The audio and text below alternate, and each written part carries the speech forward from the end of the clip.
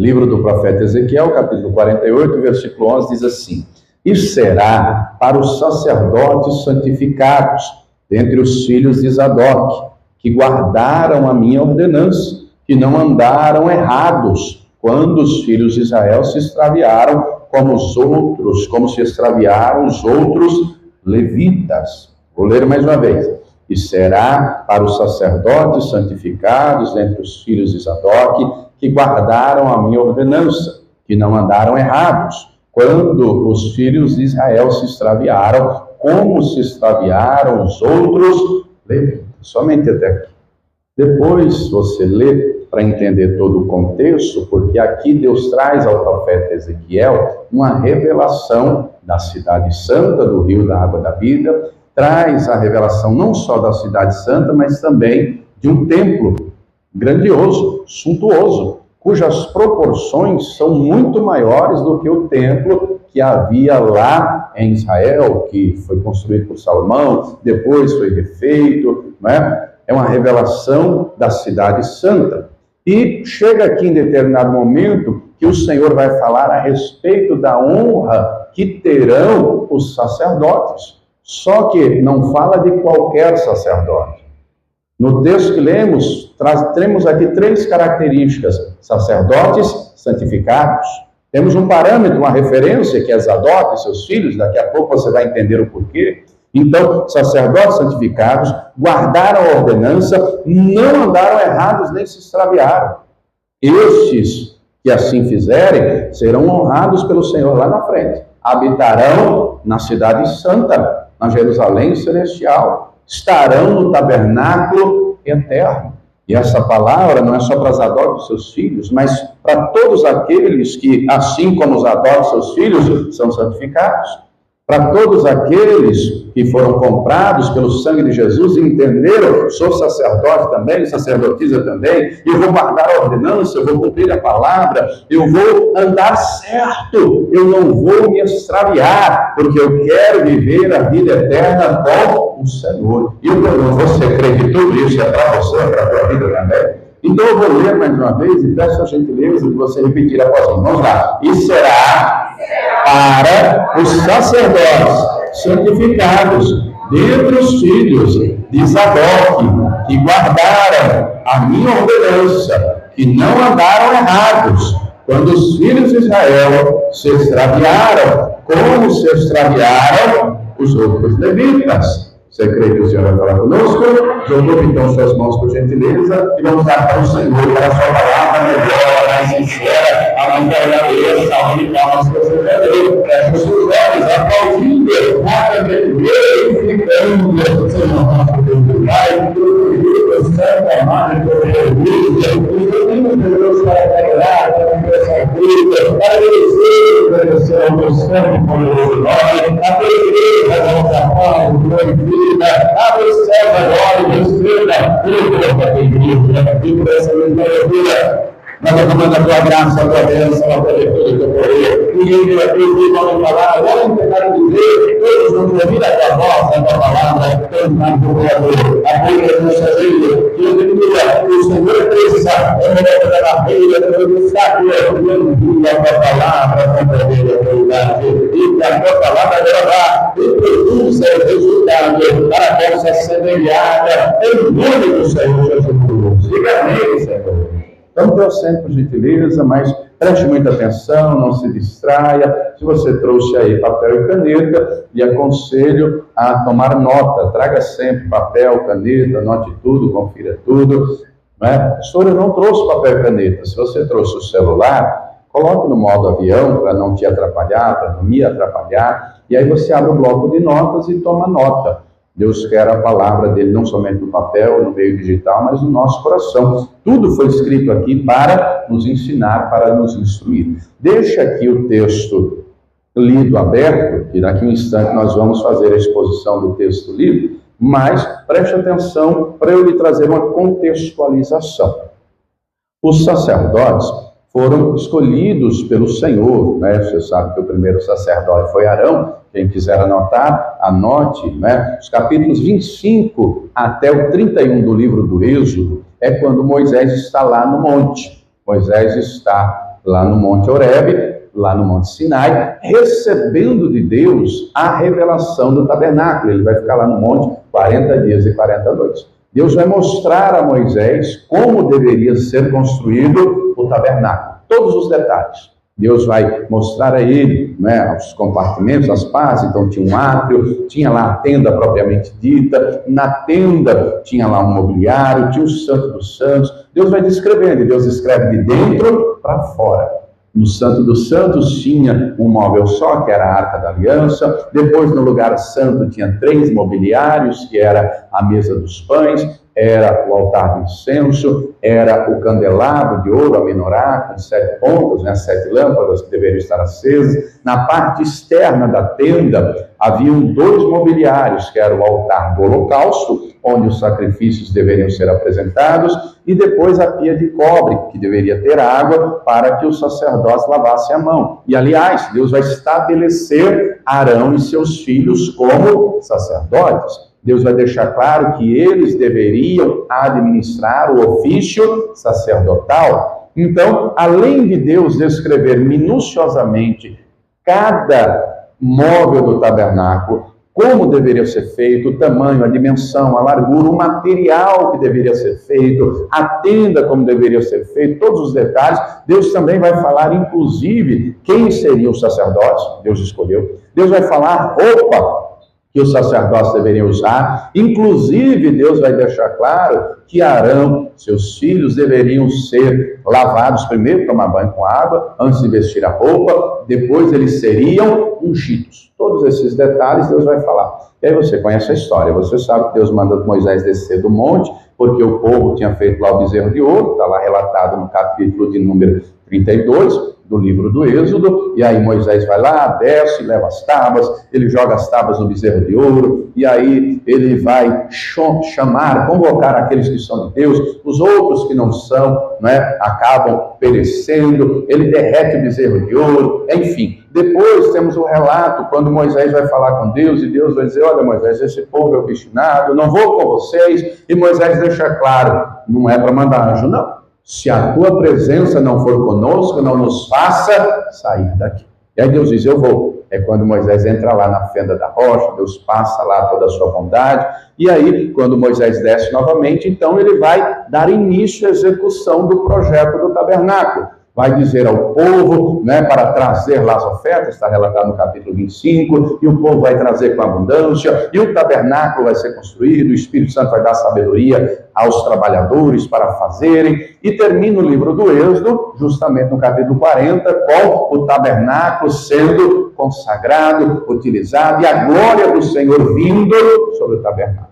No livro do Levítico, nós temos então a chamada lei sacerdotal. Deus vai estabelecer a liturgia de como cada tipo de oferta tinha que ser oferecido.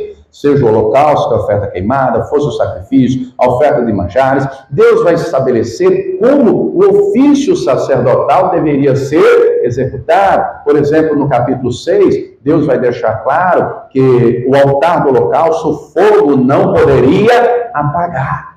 Todos os dias o sacerdote tinha que tirar cinza, tinha que colocar lenha nova, tinha que ter o sacrifício todos os dias. Deus vai estabelecer, por exemplo, que dentro da tenda, a mesa dos pães, os pães deveriam ser frescos e os sacerdotes queriam depois comer desse pão. Deus vai estabelecer que o altar do incenso, o incenso deveria ser mantido aceso, não poderia apagar, e o fogo para acender o altar do incenso deveria ser o fogo do altar do holocausto. As lâmpadas não poderiam apagar. Não poderia deixar faltar azeite, tinha que manter aceso o tempo todo. Inclusive, encontramos relato, né, no capítulo de número 8, quando Moisés unge os sacerdotes, Arão, seus filhos, encontramos, inclusive, um momento fatídico no capítulo 10 de Levítico, que é quando 2 filhos de Arão, o Nadab e o Abiú, sem temor, sem reverência, vão se embriagar, vão ficar bêbados, vão pegar fogo estranho, que não era do altar do holocausto, um outro fogo, uma outra tocha, uma tocha, uma candeia, algum lugar, e entram lá no Santo dos Santos, aliás, no lugar santo, e vão levar fogo ao altar do incenso,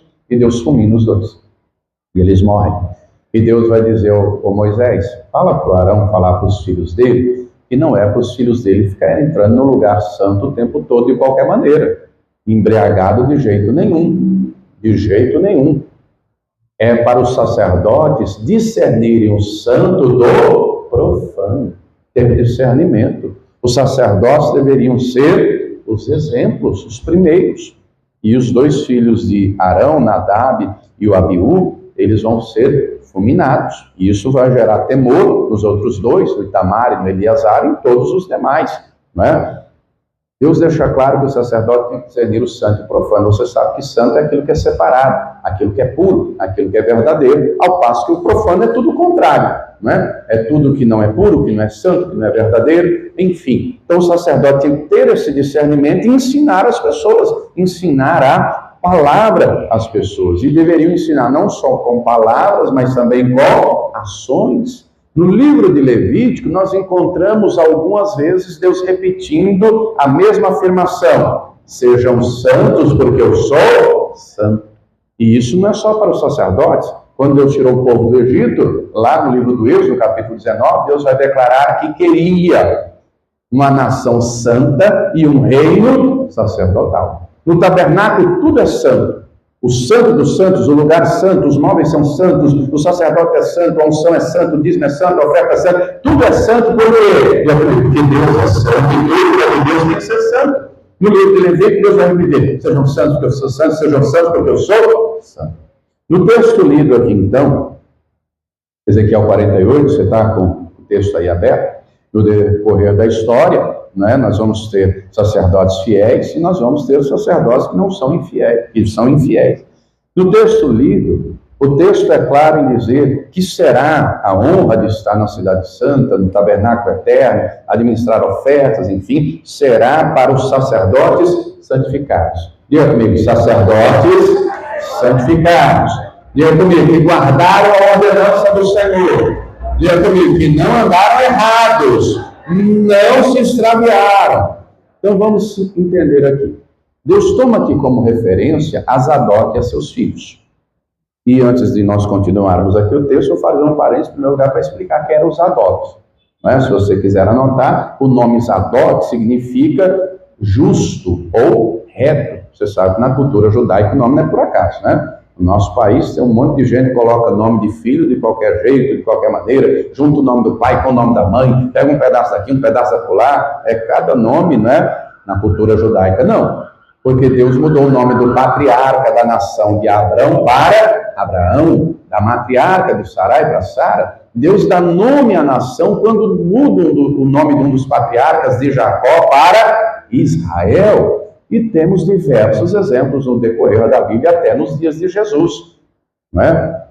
Mateus, o nome, não é? Mateus e Levi são a mesma pessoa. Enfim, encontramos tudo isso por quê? Porque eles entendem a importância do nome. Zadok, ele aparece na Bíblia nos tempos do rei Davi. Aliás, na transição do governo do rei Saul para o rei Davi. Só fazendo um resumo rápido da história, Saul foi o primeiro rei de Israel, ele foi ungido, ele foi cheio do Espírito Santo, ele começou bem, mas o problema de Saul é que dali a pouco ele colocou os pés pelas mãos e ele começou a obedecer pela metade. A obediência dele não era total, era parcial. Então, ele começa a fazer as coisas pela metade. E chega a determinado momento de tanto reiterar, porque para Deus ou obedece ou não obedece. Simples assim. Obediência pela metade para Deus é desobediência. E aí, se você ler o texto, aquilo que Samuel fala lá a Saul, 1 Samuel capítulo 15, ele vai comparar a rebeldia, a desobediência com feitiçaria, com idolatria. Olha a seriedade da coisa. E o Espírito Santo sai de Saul. Deus manda Davi ungir, Deus manda Samuel ungir o novo rei, que vai ser Davi. Quando Davi é cheio do Espírito Santo ungido, o Espírito Santo sai de Saul. E quando, não é, Davi, cheio do Espírito Santo, é chamado à casa de Saul, ele toca a harpa, ele adora a Deus, ele louva a Deus e os demônios se afastam. O rei Saul diz: fica então aqui, Davi, fica aqui.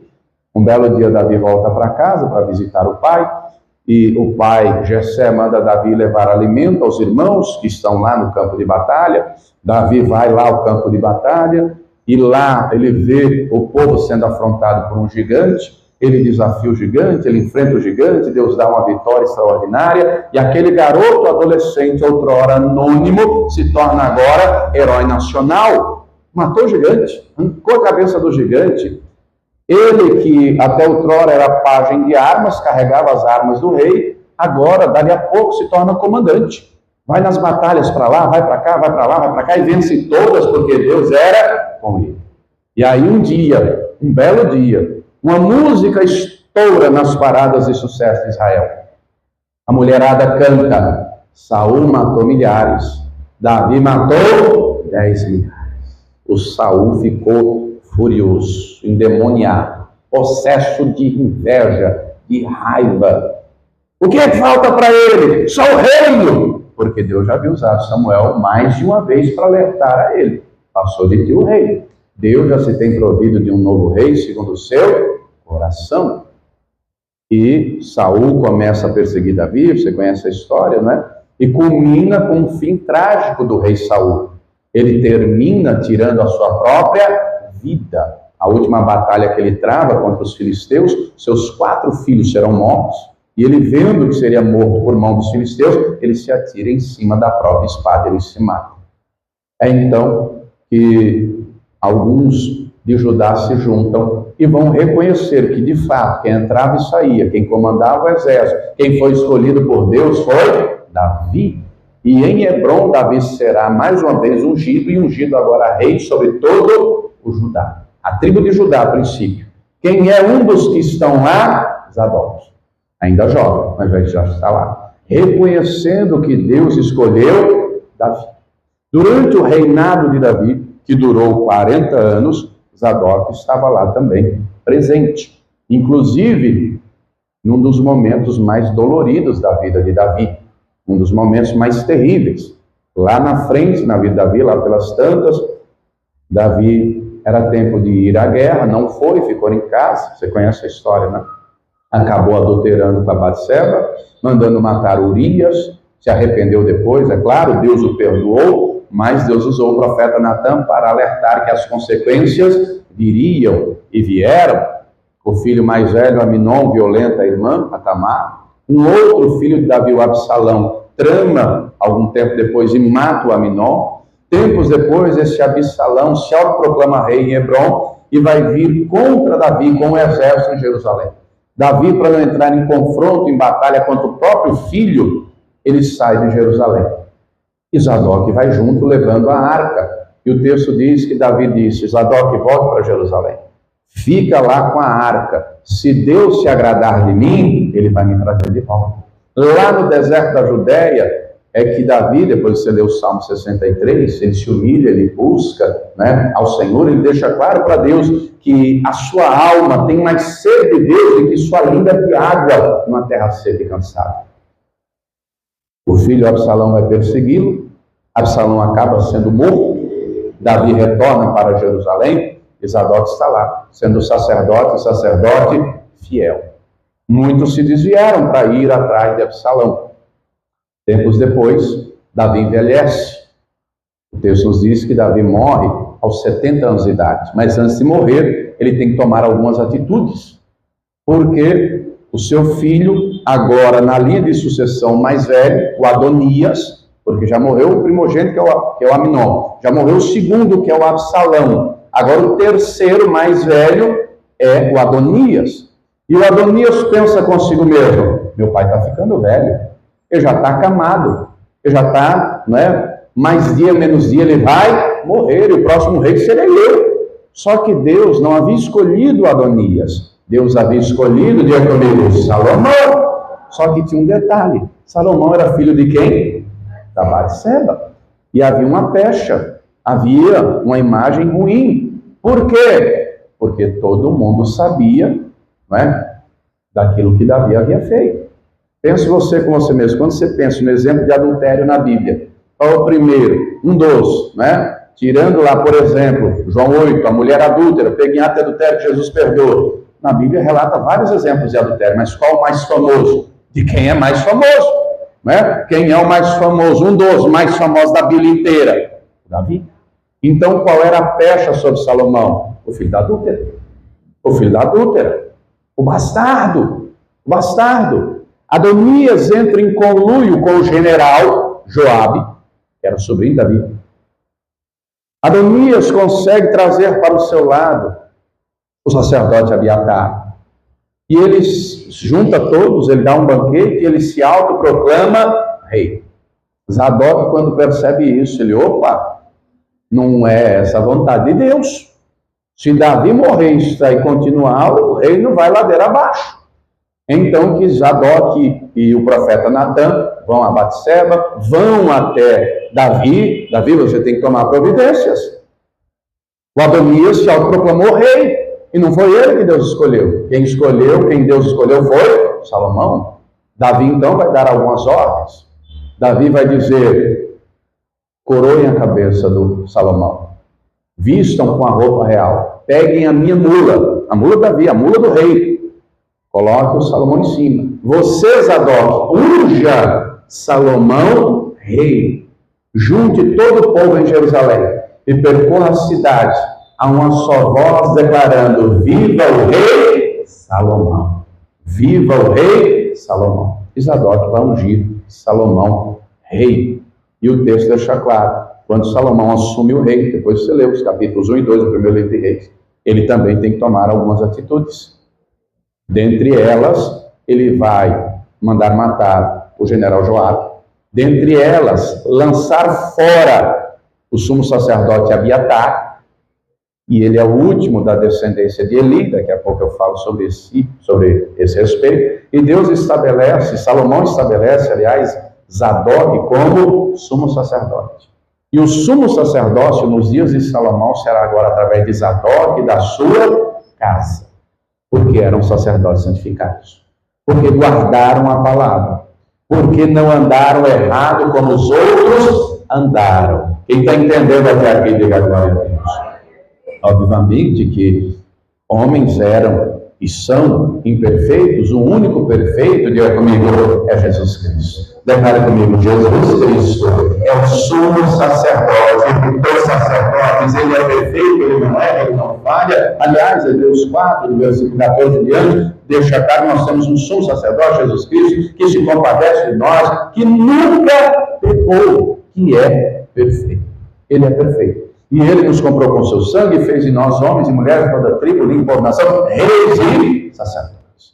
Mas note aqui então os detalhes. Já lhe trouxe o resumo de quem é Zadok. Agora note as características. Primeira delas aqui em Ezequiel 48:11. Zadok e seus filhos eram sacerdotes santificados. Se eu e você somos também sacerdotes em Cristo, nós temos que ser como? Sacerdotes santificados. E a palavra deixa claro, quem quiser anotar, anote, depois você confere, 1 de Pedro, capítulo 1, a partir do versículo 13, o texto é claríssimo em dizer que nós temos que cingir o lombo do nosso entendimento, não é? Nós temos que ser sóbrios, nós temos que obedecer a palavra, obedecer, e o texto diz mais, a partir do capítulo 15, do versículo 15, 1 de Pedro 15, mas começando aquele que vos chamou, sede vós também santos em toda a vossa maneira de viver. Então é ser santo em tudo. Isso é difícil. Falar é fácil. O difícil é dia a dia. O difícil é o dia a dia, não é? O difícil é o dia a dia. Porque diariamente estamos rodeados, cercados pelo pecado, rodeados de tudo que é coisa. E o pecado não está só lá do lado de fora. O pecado também está do lado de dentro. Também está do lado de dentro. Vou lhe dar um exemplo. Acredito eu que na sua casa você deva fazer faxina e junto o lixo, e você coloca onde o lixo? Debaixo da cama? Debaixo do tapete? Via de regra, o lixo se coloca do lado de fora, para o coletor levar. Não é verdade? O lixo se coloca do lado de fora. Suponha que você fez uma bela faxina na sua casa. Varreu, passou pano, esfregou, lavou, aquela faxina, lavou tudo. Deixou sua casa fechada 15 dias. 15 dias depois, como é que está? Sujou de novo. Mas não entrou ninguém, só estava fechada. Sujou. Claro que suja. Tem que limpar de novo, não é? O nosso corpo também não é diferente. Acredito eu que você tome banho todos os dias, sim ou não? Misericórdia, irmão. Os outros estão na dúvida, fiquei preocupado agora. Eu tomo todo dia, né? E às vezes 3 banhos, um de manhã, pelo menos de uma noite antes de dormir, né? Por quê? Porque nós temos que cuidar do corpo, fazer higiene. Só que não é cuidar só do lado de fora do corpo. Nós temos que cuidar também do lado de dentro. Espiritualmente, o nosso corpo é uma casa. É uma casa, por estar habitada. Por quem? Eu não ouvi. E o Espírito é santo, que é Deus, não é? O Espírito Santo, você acha que ele quer habitar numa casa limpa ou numa casa suja? Quando ele chega, a casa está suja, tá? Quando ele chega, a casa está suja. Mas ele faz a faxina. Ele continua fazendo a faxina. E ele continua com a fazendo a faxina. Porque a casa dele não deve estar suja. E a casa do Espírito Santo, isso aí vai estar limpa, porque ele vai me limpar. Tem que entender que agora ele limpa, ele concentra o reino. Ele limpa todo dia. Quando a base da água vai para lá, ele não sujeira. Encontramos vários textos ao longo da Bíblia, e a Escritura deixa claro, sem santificação ninguém verá a Deus. Sem santificação ninguém verá a Deus, e essa santificação precisa ser aperfeiçoada. Quando lemos, por exemplo, anote aí, 2 Coríntios capítulo 6, a partir do versículo 14, e aí você anota até o capítulo 7, versículo 1, da segunda carta, Paulo, ele vai falar do dia a dia lá do povo de Corinto. Ele vai deixar claro que concórdia há entre Cristo e Belial, que comunhão tem a luz com as trevas. A santidade não pode ser somente dentro do templo. Já comigo é todo dia, em todo lugar. A santificação tem que ser em casa também, no trabalho também, no transporte também, em todo lugar, em todo momento. Porque o Espírito Santo habita em nós só na hora que estamos na igreja. Ele habita em nós só no momento de culto, 2 horas, 2 horas e meia, 3 horas. Ele habita em nós, em todo o tempo. Então, nós não podemos prender em jogo desigual. Nós não podemos andar se misturando com as trevas. Aliás, onde a luz chega, as trevas saem. Capítulo 7, 2 Coríntios, versículo 1, deixa claro, aperfeiçoando a santificação no temor de Deus. Precisa ser aperfeiçoada diariamente, continuamente. Só que o Espírito Santo não obriga ninguém a nada. Diga para quem está do lado, você tem que querer também. Você tem que desejar também. Não adianta o Espírito Santo querer limpar e você continuar botando sujeira para dentro. Já viu aquele programa de acumulador? Alguém já viu? É terrível o negócio daquele. É terrível, não é? Tem casos, não é só lá nos Estados Unidos, não. Na televisão passa, a série lá, pessoal dos Estados Unidos. Esses dias atrás, eu vi uma senhora idosa, uma casona gigantesca, um terreno imenso. Quando o pessoal chega, já o terreno estava entulhado de coisa, mal dava para andar. Quando entra na casa, uma casa, para o tamanho que mostrou lá, para os padrões aqui, é estilo casa de Alphaville. Gigante o tamanho da casa, os cômodos, todos, entupido de coisa, de lixo, que mal dava para andar. Quando chegam os caminhões para coletar o lixo, só ali o quintal e os primeiros cômodos de baixo já encheram 4 caçambas de tanto lixo. Estava vendo lá no programa. E a mulher não queria se desfazer, ela amava o lixo. Ela amava. E os irmãos dela, fulano deixa isso, E chamou um amigo, não, eu tenho que levar isso eu preciso. E agarrado, e o lixo. Isso é perigoso, queridos. Mas não é só lá nos Estados Unidos, não. Aqui no Brasil tem também. Esses dias passou na televisão, casa aqui em Itapevi. Camarada com a casa no lixão.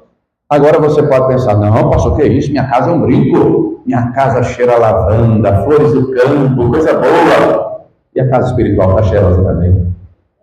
Porque não é só o ambiente físico. Eu digo, a casa espiritual tem que estar cheirosa. A casa espiritual tem que exalar o perfume de Cristo. Não é para isso, a Santa Cristo, Senhor, me limpa, Senhor, me santifica. Quem está entendendo a glória de Deus? E pedir, e orar, e meditar na palavra. Jesus diz, vós estáis limpos pela palavra. A palavra limpa. João 17, Pai, santifica-os na verdade, a tua palavra é a verdade. Então eu tenho que desejar a santificação, eu tenho que buscar diariamente, continuamente. Então, tem que ter cuidado com os olhos. Jesus disse que os olhos são a candeia da alma. Então, tenho que ter cuidado com o que eu vejo, com o que eu ouço. Aqui dentro, aí dentro, não pode ser depósito de lixo. Quem está entendendo, diga glória a Deus. Não pode ser depósito de lixo. Pelo contrário, nós temos que nos ocupar, diga comigo, com o que é bom, com o que é reto, com o que é justo, com o que é verdadeiro, com aquilo que agrada a Deus.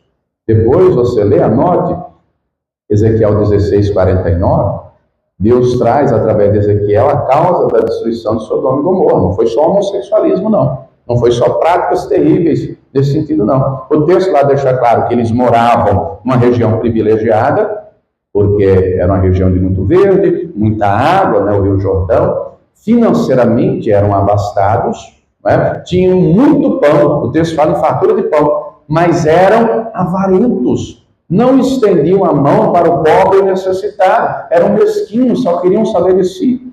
E o texto traz mais um detalhe. Tinha excesso de tempo ocioso. Você já viu aquele ditado que diz: cabeça vazia, oficina do diabo. A nossa cabeça não pode estar vazia. Uma casa vazia acumula sujeira sozinha, não acumula? Por isso tem gente vazia. Tem gente bucho. Tem gente sem nada dentro. Tem gente sem nada dentro. Quando não, está viajando na maionese. Está viajando. Está em Nárnia. Né? Isso é perigoso. Nós temos que estar cheio, eu comigo, da presença de Deus. Eu comigo, o Espírito Santo. Eu comigo, da palavra do Deus vivo. Mas note que o texto diz, em primeiro lugar, sacerdotes santificados. Em segundo lugar, veja comigo, eles guardaram a palavra. Diga, eles guardaram a ordenança. Porque, preste atenção, o sacerdote tinha privilégios. Por exemplo, oferecer os sacrifícios, era só sacerdote. Entrar no lugar santo, era só sacerdote. Comer dos pães, manter, não é, o altar do incenso, com incenso aceso, a lâmpada acesa. Entrar no Santo dos Santos uma vez por ano.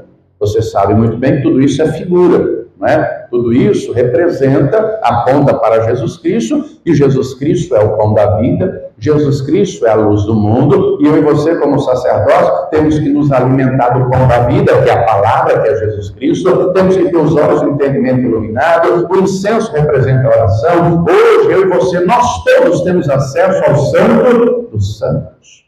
Mas o sacerdote não tinha só privilégios, o sacerdote também tinha responsabilidades. Eles tinham que cumprir alguns compromissos. Dentre eles, fazer as coisas do jeito que Deus ordenou. Não era do jeito que imaginou. Não era do jeito que dá na telha. É do jeito que Deus fala. Então, Deus tem compromisso com a palavra dele. E eu e você, como sacerdotes, eu também temos que guardar a palavra no coração. Jesus deixou claro: se alguém me ama, guardará minha palavra. O Pai o amará e eu amarei. E iremos a ele e faremos nele morada. Nós temos que guardar a palavra. Mas não só guardar no sentido, né, de ter a Bíblia debaixo do braço, um instante, um móvel, é cumprir. É cumprir. Eu quero que você vá comigo, por gentileza, na carta de Tiago, capítulo 1, eu vou ler os versículos de número 21 e 22. Vá lá comigo. Carta de Tiago, capítulo de número 1, versículos 21 e 22. Diz assim: pelo que, rejeitando, se você tiver uma caneta, se estiver marcando, grife aí a palavra rejeitando, daqui a pouco você vai entender o porquê. Rejeitando toda imundícia e acúmulo de malícia, recebei com mansidão a palavra em vós enxertada, a qual pode salvar a vossa alma. Você pode ler comigo, por gentileza, o versículo 22? Vamos juntos? E sede cumpridores da palavra, e não somente ouvintes, enganando-vos com falsos discursos. Vamos entender então. Em primeiro lugar, o rejeitando. Rejeitando está no gerúndio, é ação continuada. Você consegue perceber que a imundícia e a malícia estão espalhadas aí, a céu aberto? Você percebe isso? É visível isso? É notório isso? Acredito que sim, né? É notório aí nas ruas, é notório na televisão, na internet, em tudo que é lugar. A malícia está aí. A imundícia está aí, a céu aberto. Está aí, como diz o ditado, para qualquer um ver. Mas qual é a conduta que Deus espera de nós? Eu comigo, é rejeitando. Rejeitando, não é rejeitar uma vez, é sempre rejeitando. É sempre rejeitando. É sempre também, além de rejeitar a imundícia, a malícia, é receber a palavra, receber com mansidão. Não tem gente que não recebe a palavra, não. Tem gente que ouve, mas a palavra bate aqui e volta. Tem uns que a palavra entra aqui e sai do outro lado. A palavra tem que entrar pelo ouvido e descer para onde? Então nós temos que receber com mansidão. Tem gente que não recebe, não. Tem gente que não entende. Tem gente que não discerne. Tem gente que fica brava, fica nervosa quando não entende a palavra. Não é? Não recebe com mansidão. Já vi vários casos. Quem foi contar minha vida para esse pastor? O Espírito Santo. Simples assim. Por que está contando minha vida? Quando não, é o marido olhando para a mulher. É a mulher olhando para o marido. O que você foi contar para o pastor? Não, irmão, é Deus. Não é? É Deus. Se Deus está falando com você, é Deus falando, você receba com mansidão. Mas as pessoas, de modo geral, gostam de receber e recebem com alegria quando é uma palavra profética, quando é uma palavra de bênção. Deus vai dar vitória, Deus vai fazer, Deus vai é comigo. Né? Agora, quando é uma palavra de correção, de repreensão, fulano, porque você faltou no culto, foi tudo para você hoje. Pastor controlou a sua vida, por que você não estava lá? Que coisa, né? Pois é, temos que receber com mansidão a palavra, seja ela a palavra de instrução, de bênção, de vitória, seja de correção. Quem está entendendo, glória a Deus? Porque a palavra que nos é enxertada, diga comigo, ela é poderosa. Diga, a palavra de Deus é poderosa para salvar minha alma. Essa palavra é viva, é eficaz. Mas, quando é que nós provamos que a palavra está enxertada em nosso coração? Só quando declaramos? Só quando profetizamos? Também. Mas o versículo 22 é explícito em dizer: sede cumpridores da palavra. Então nós temos que cumprir o que a palavra ensina.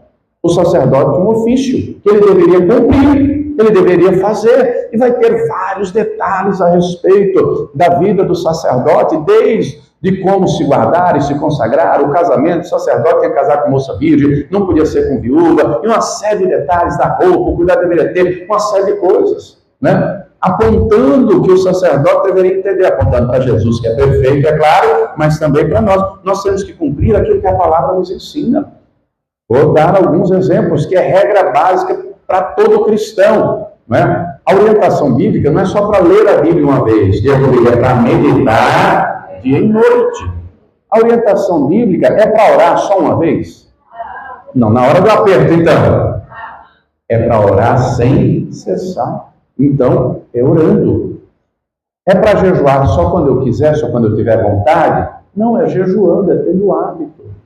É para perdoar só quando vem no meu coração? É só quando eu gosto? Não. Porque quem não perdoa também não é perdoado. Mas encontramos uma outra ordem, anote. Efésios 5,18, está escrito assim: não vos embriagueis com vinho em que há contenda, mas enchei-vos do Espírito Santo. Então não tem que se embriagar com vinho. Bebida causa problema. Causa problema na vida de muita gente aí. Tem gente que por causa de bebida briga e acaba dando em morte. Quantos e quantos acidentes de carro acontecem por causa da embriaguez? Atropelam, matam. Negócio terrível, não é? A bebida causa dissensão, dissolução. A pessoa bêbada não sabe nem o que está falando, fala besteira, enfim. Mas a orientação é: não se embriague com vinho. Mas, de outro lado, tem uma ordem aqui para não fazer isso, mas no mesmo versículo tem outra ordem. Qual é? Enchei-vos do Espírito. E esse encher não é só uma vez, é continuamente, é em todo tempo, é em toda hora. O verbo, não é?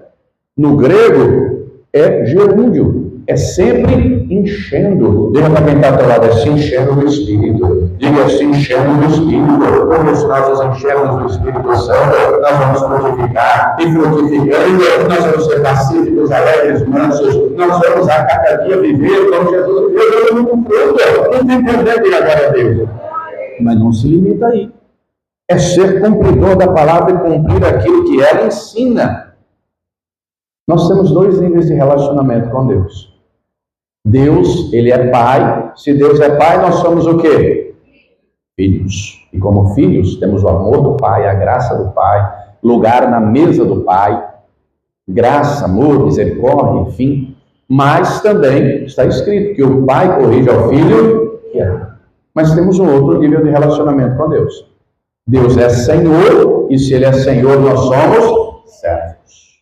E ao longo da Bíblia inteira, temos vários exemplos dessa relação de Senhor e servo. Nos Evangelhos, então, o Senhor Jesus traz várias parábolas a respeito desse relacionamento do Senhor e do servo. E aí Jesus vai falar nas parábolas de servos bons, de servos fiéis, de servos prudentes, servos que desempenharam bem o seu encargo. Quando o Senhor vê, o Senhor reconhece, o Senhor honra. Encontramos várias parábolas nesse sentido. E cabe bem o texto aqui de Ezequiel 48 que lemos, a honra futura que os sacerdotes santificados guardam a palavra terão. Mas encontramos também Jesus deixando claro, se de um lado o servo bom, o servo fiel, o servo prudente será elogiado, será honrado, o próprio Senhor se chegará e o servirá. Que honra! Do outro lado, o próprio Senhor Jesus deixa muito claro que o servo mau, o servo infiel, o servo imprudente, o servo negligente, o servo omisso, será lançado nas trevas exteriores. Então, nós temos que fazer o que Deus espera que façamos e temos que deixar de fazer o que Deus espera que deixemos. Não podemos inverter a lógica. O próximo tópico aqui, de Ezequiel 48, no versículo 11, o texto diz que eles não andaram errados. Se eles não andaram errados, eles andaram como? Eles certos. Então, nós não podemos inverter a lógica. Aquilo que Deus espera que façamos, nós temos que fazer. E aquilo que Deus espera e orienta que não façamos, nós não devemos fazer. E não inverter essa lógica. Porque senão se extravia. Senão se extravia. O texto diz que eles não andaram errados.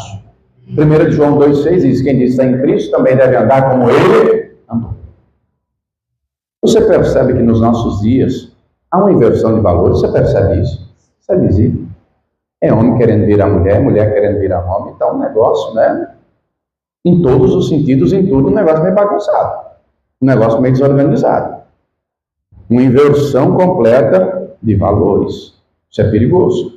No tempo bíblico, nós temos vários exemplos de sacerdotes que fizeram isso. Se você quiser anotar, falei há pouco do Eli, Primeiro livro de Samuel, capítulo de número 2, versículos 28 a 30, Deus enviou um profeta na casa do Eli. Porque o Eli perdeu o temor pelas coisas de Deus. Perdeu a reverência. Os filhos eram profanos. Os filhos dele, o Ofni e o Finéias, eram adúlteros, eram ladrões, eram maus exemplos. O Eli passava a mão na cabeça. O Eli era omisso, era negligente, o Eli não fazia nada. Deus manda um profeta para dizer, olha, eu escolhi você e a sua casa para ser sacerdote da minha casa. Preste atenção, as promessas de Deus são condicionais. Deus tem para nós um pacote completo de promessas. E aliás, se você quiser anotar, na Bíblia inteira foi feito um levantamento, 8.807 promessas. Diga para quem está ao teu lado, 8.807 promessas. É muita promessa. Mas eu vou trazer uma explicação um pouco mais específica. Dessas 8.807, 1.000 promessas são de uma pessoa para outra. Alguém prometendo algo para alguém. Como, por exemplo, a Ruth prometeu para sua sogra Noemi. Aonde você for, eu irei. Onde você posar, eu posarei. O teu Deus é o meu Deus. Geralmente o pessoal coloca esse versículo, Ruth 1,16, nos convites de casamento. Mas é uma nora prometendo lealdade, fidelidade à sua sogra. E assim temos aí, na casa de 1.000 promessas, que é de uma pessoa para outra, seja uma mulher para mulher, um homem para mulher, enfim. Encontramos ainda na Escritura 290 290 promessas que o homem, a mulher faz para Deus. E a maioria dos exemplos esmagador é quando a pessoa está em aperto. Via de regra, um voto. Senhor, se o Senhor fizer isso, eu faço aquilo. Vários votos, né? Eu vou pagar os meus votos, eu vou fazer isso, eu vou fazer aquilo, e tal. Pessoa prometendo que vai fazer algo para Deus. Encontramos na Bíblia 28 promessas que anjos fizeram a pessoas. Como, por exemplo, o anjo Gabriel falou para Maria: o Espírito Santo virá sobre você, você vai conceber, você vai dar à luz um filho, você vai colocar nele o nome de Jesus. Quando Jesus está subindo aos céus, os discípulos estão olhando, aparecem 2 anjos e dizem: varões galileus, esse mesmo Jesus vocês estão vendo subindo, vocês vão ver também descer nesse mesmo lugar. Tem uma promessa feita pelo diabo na Bíblia. O diabo, na tentação de Jesus, vai prometer dizendo: tudo isso te darei se prostrado me adorar. Jesus não caiu, não. O que tem de gente aí até hoje querendo essa promessa do diabo, entregando a vida para o diabo por dinheiro, por fama, não é? Mas tirando aí todas essas, temos ainda 7.487 promessas feitas por Deus para as pessoas. Para mim e para você, para a humanidade. Se você dividir essa quantidade por 365, que é a quantidade de dias do ano, dá aí na casa de 20 promessas por dia. Diga comigo, 20 promessas por dia. Só que essas promessas, para se cumprirem, não depende só de Deus, depende também de nós. Deus usou o profeta para dizer a Eli: eu tinha prometido que você e a sua casa seriam sacerdotes na minha casa. Mas longe de mim tal coisa, porque os que me honram eu honrarei. E Deus usa o profeta para perguntar: por que você deu mais honra aos teus filhos do que a mim? Olha só. O Eli teve a promessa revogada e você conhece a história, né? Os filhos de Eli vão morrer os dois no mesmo dia. Quando Eli recebe a notícia, cai da cadeira para trás, quebra o pescoço e morre. Encontramos gente que inverteu as coisas e fez o errado, como no tempo dos profetas. Leia o livro de Jeremias, leia o livro de Miqueias, leia, por exemplo, Malaquias 2. Deus vai usar o profeta para dizer aos sacerdotes, e todos esses eram sacerdotes. Agora essa parte diz respeito a vós, sacerdotes: eu vou amaldiçoar as bênçãos de vocês, se vocês não propuserem no coração dar honra ao meu nome. Olha a seriedade da coisa. Então nós não podemos fazer o que é errado. Nós vamos fazer o que é certo. Diga para quem está ao teu lado: o certo é certo, mesmo que todo mundo diga que é errado. E o errado é errado, mesmo que diga o que é certo. Deus espera então que façamos o que é certo, para não nos extraviarmos. Senão a pessoa se perde. Na Bíblia tem um monte de exemplo de gente que naufragou na fé. Então, para eu fazer o certo, diga comigo, eu tenho que perseverar. E perseverar quando está tudo bem é fácil. Perseverar quando você tem saúde, quando você tem dinheiro, quando o casamento está bem, é uma maravilha. O difícil é perseverar na hora da adversidade. O difícil é perseverar quando a doença chega. Foi no médico, fez um exame, descobriu lá um nódulo, um cisto, um caroço. Difícil é perseverar quando o casamento está estremecido. Não é? Foi trabalhar, por algum motivo, foi mandado embora. Foi assaltado, levaram o celular, levaram o carro. Isso acontece nos nossos dias ou não? Pois é. Nos momentos de adversidade, tem que perseverar. E aí entra a diferença daquele que entende a palavra, daquele que compreende: eu não posso viver na alma, eu não posso viver de emoção, não posso viver de sentimento, porque na hora do aperto, quais são as emoções que mais afloram? A angústia, a ansiedade, o medo, a preocupação. E uma pessoa que está movida por forte emoção, ela fala besteira, ela faz besteira. E a alma é gangorra, é roda gigante. Uma hora está lá em cima, outra hora está lá embaixo. E manter-se fazendo o que é certo, mesmo na hora da adversidade, evidencia alguém que está amadurecendo na fé. Evidencia alguém que já tem discernimento: eu não vou cair no canto da sereia, eu não vou cair no chacoalhar do diabo, porque é na hora da adversidade que o diabo vai atacar a fé. É na hora da adversidade que o diabo vai jogar cadeiras na tua vida. É na hora da adversidade que o diabo vai atacar na tua cara. Olha aí, ó, você é crente, você é cristão, você vai na igreja, você é isso, você é aquilo. Por que Deus permitiu isso? E Deus permitiu aquilo. Mas é na hora da adversidade que você vai reparar o Senhor está comigo.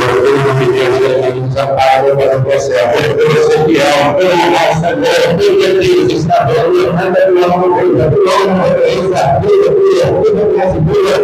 cada um sobre as suas obras. Eu não vou extraviar, eu vou perseverar até o fim. Porque Jesus disse que quem perseverar até o fim será salvo. Então, quem não perseverar, não será salvo.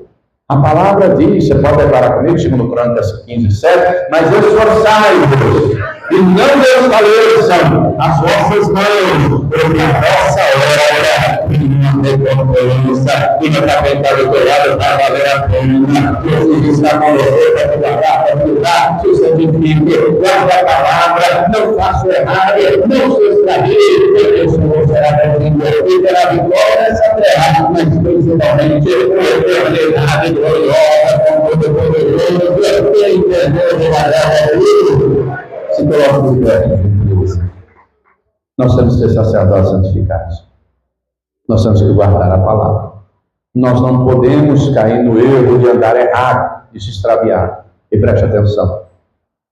A palavra alerta, por exemplo, é uma profecia, que no final dos tempos a ciência iria se multiplicar. Você acha que já se multiplicou?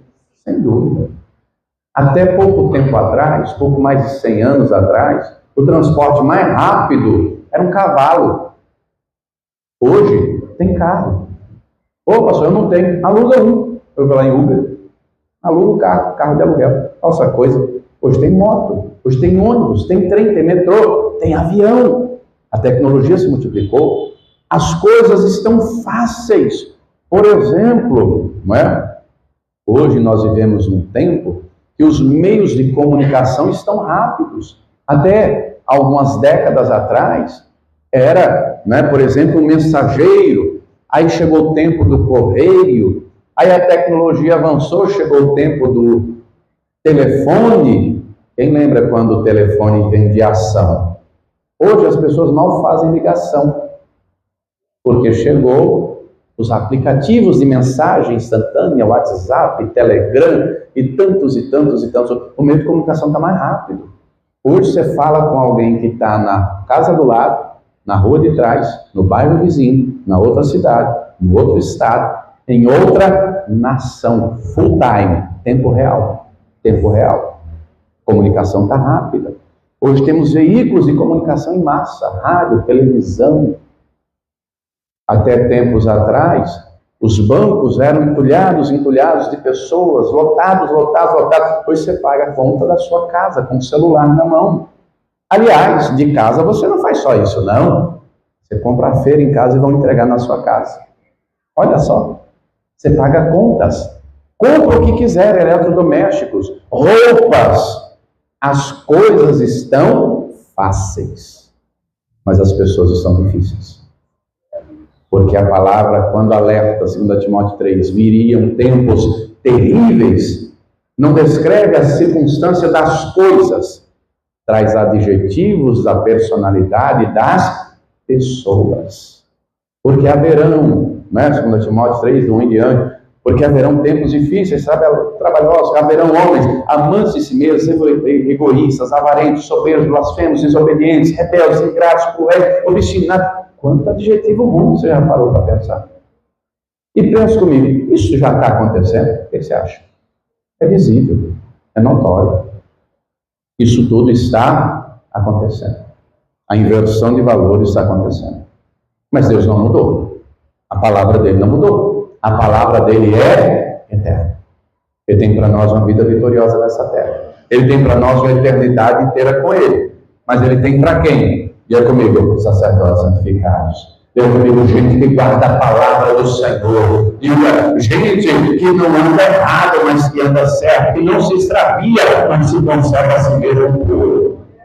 Deus não está preocupado com quantidade.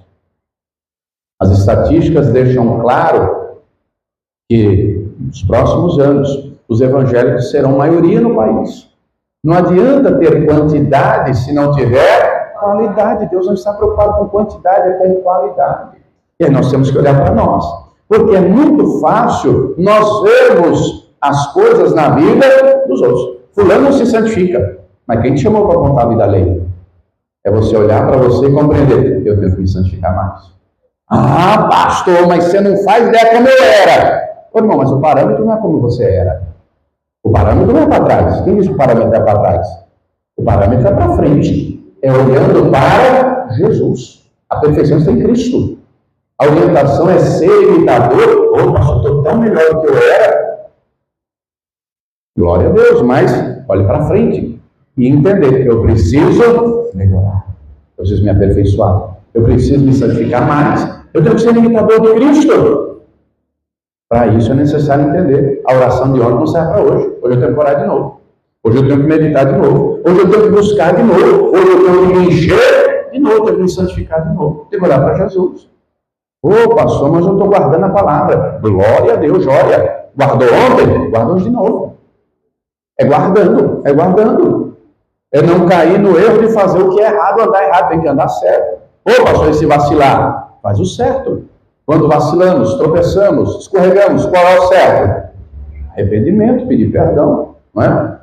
Não banho no sangue do Cordeiro. Disposição no coração de querer se santificar, agradar a Deus, cumprir a palavra, andar com Deus. Queridos, céus e terra vai passar, mas a palavra de Deus não vai passar. E que no que depender dele, os pensamentos dele a nosso respeito são pensamentos de bem e de paz. Ele tem para mim e para você uma vida abençoada nessa terra. Eu pergunto, você crê que Deus tem vida abundante, transbordante, abençoada nessa terra? Vida vitoriosa? A palavra promete isso. Temos promessa. Só que vivemos a promessa quando colocamos a fé em ação. Quando fazemos a nossa parte. Quando cremos, obedecemos, perseveramos. Oh, querido, eu tomei posse. Uma vida abençoada nessa terra. Uma vida vitoriosa. E eu pergunto, você tomou posse também? Haverão lutas, é claro. Jesus avisou, no mundo tereis aflições, mas tenha. Agora é necessário entender um detalhe. Deus não vai te dar bom ânimo. É nós, é você que tem que ter bom ânimo. Você já reparou esse detalhe? Que todos os textos que falam bom ânimo, tenha. Você. Eu e você temos que fabricar o bom ânimo. E quando é que fazemos isso? Quando trazemos à memória aquilo que nos traz esperança. Quando reconhecemos quão grande é o nosso Deus. Quando o Espírito Santo testifica em nossas vidas e relembra as promessas. Nós temos, de maneira clara, compreender. Eu tenho que olhar para Jesus. Eu tenho que fabricar bom ânimo. Eu tenho que viver pela fé. Porque se olhar só com os olhos naturais, o desânimo toma conta. E a Bíblia fala de um monte de gente desanimada. E a Bíblia fala de gente que entrou em depressão. Agora a decisão é sua. Eu pergunto, você quer viver santificado e se santificar a cada dia? Você quer a cada dia guardar e cumprir a palavra? Andar certo agora o Senhor, pastor, eu quero. E você compreende que sozinho não consegue. Você compreende que precisa da atuação do Espírito Santo em você e através de você.